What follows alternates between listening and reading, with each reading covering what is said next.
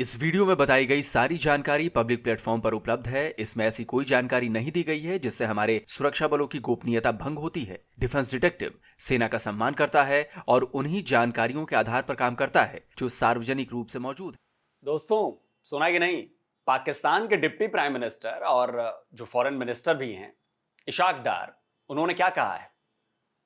इशाक डार ने कहा है कि पाकिस्तान के पास बहुत इफेक्टिव आर्मी है, बहुत इफेक्टिव एयरफोर्स है और बहुत ही ज्यादा इफेक्टिव नेवी है।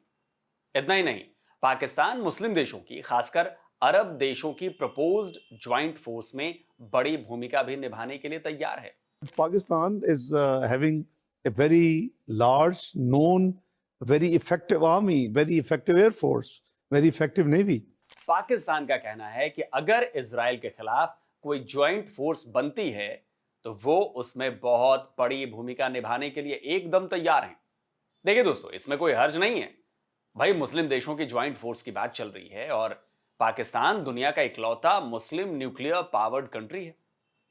अब असलियत में पाकिस्तान के न्यूक्लियर हथियार उसके कंट्रोल में हैं भी या नहीं, ये तो खैर कोई नहीं जानता, या फिर अंकल सैम जानते हैं। आखिर दावा तो किया जाता है ना कि उसके न्यूक्लियर आर्सेनल अमेरिका के कंट्रोल में ही है। खैर, तो पाकिस्तानी डिप्टी पीएम कह रहे हैं कि उनकी आर्मी, एयरफोर्स और नेवी बहुत प्रसिद्ध और बहुत ज्यादा असरदार है। हाँ भाई जनरल नियाजी साहब, बात तो सही है। कतर में मुस्लिम वर्ल्ड की मीटिंग में पहुंचे पाकिस्तानी प्राइम मिनिस्टर शहबाज शरीफ ने भी इस्लामिक टास्क फोर्स बनाने की मांग की है ताकि इजराइल को काउंटर किया जा सके। अब इन्हें कौन बताए कि इजराइल तो अपने सर्वाइवल के लिए लड़ रहा है, लेकिन यहां तो मुस्लिम उम्मा में ही 10 तरह के फिरके हैं, अलग अलग बवाल है। और अगर ये एक भी हो जाएं तो भी बिना अमेरिका के गल्फ के मुस्लिम देशों का काम नहीं चलने वाला। लेकिन मैं आज बात गल्फ या दूसरे मुस्लिम देशों की नहीं करने वाला हूं, मैं तो बात पाकिस्तान की कर रहा हूं। तो पाकिस्तान के डिप्टी प्राइम मिनिस्टर ने कहा कि भाई, आर्मी, नेवी, एयरफोर्स इतनी ज्यादा इफेक्टिव है, तो चलिए जरा देखते हैं कि उनके दावे में कितना दम है। पाकिस्तान अपनी जिस आर्मी के दम पर इजराइल से भिड़ने की बात कर रहा है, उस आर्मी का तो पाकिस्तान के अंदर ही धुआं निकाल दिया गया है। बलूचिस्तान के केच में बलोच फ्रीडम फाइटर्स ने Pakistani army chief field marshal Asim Munir के गाल पर एक बहुत ही करारा और तगड़ा तमाचा रसीद किया है। केच के मांड में पाकिस्तानी आर्मी की 125 विंग के कॉन्वॉय को रिमोट कंट्रोल्ड आईईडी ब्लास्ट से उड़ा दिया गया है।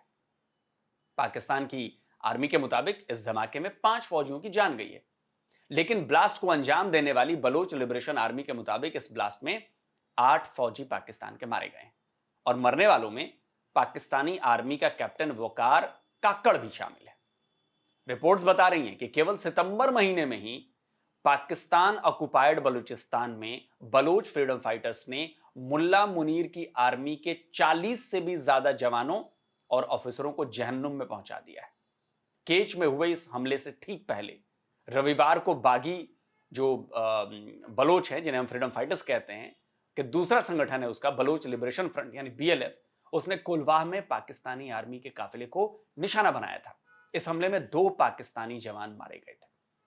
हालत यह हो चुकी है दोस्तों कि पाकिस्तानी आर्मी ग्राउंड ऑपरेशन करने में हिचक रही है और दावा तो यहां तक किया जा रहा है कि पाकिस्तान के जहरी में पाकिस्तानी एयरफोर्स सिविलियन एरिया में स्ट्राइक कर रही है। और ये हमले हैं जो बिल्कुल 1-2 दिन के भीतर हुए हैं। अगर महीने या इस साल के आंकड़े निकाल दूं तो पाकिस्तानी आर्मी के मारे गए जवानों की लिस्ट बहुत लंबी हो जाएगी।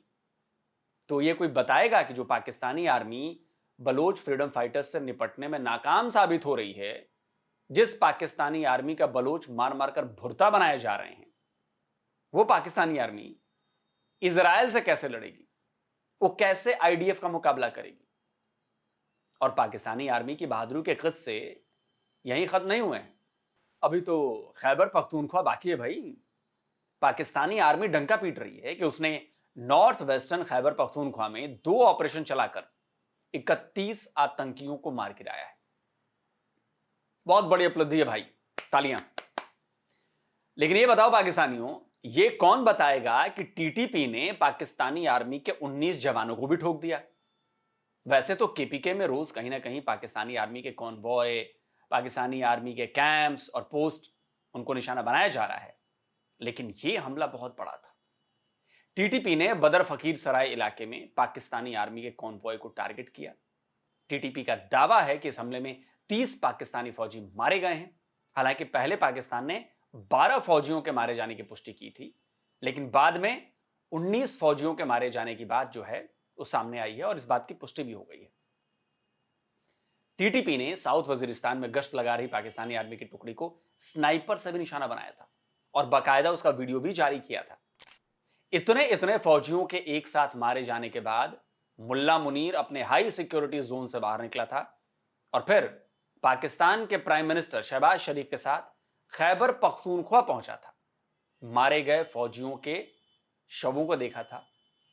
शहबाज और मुनीर के अलावा पाकिस्तानी आर्मी के कई ऑफिसर्स ने टीटीपी का शिकार बने पाकिस्तानी फौजियों को सलामी दी थी और फिर अस्पताल जाकर घायल फौजियों से मुलाकात भी की थी।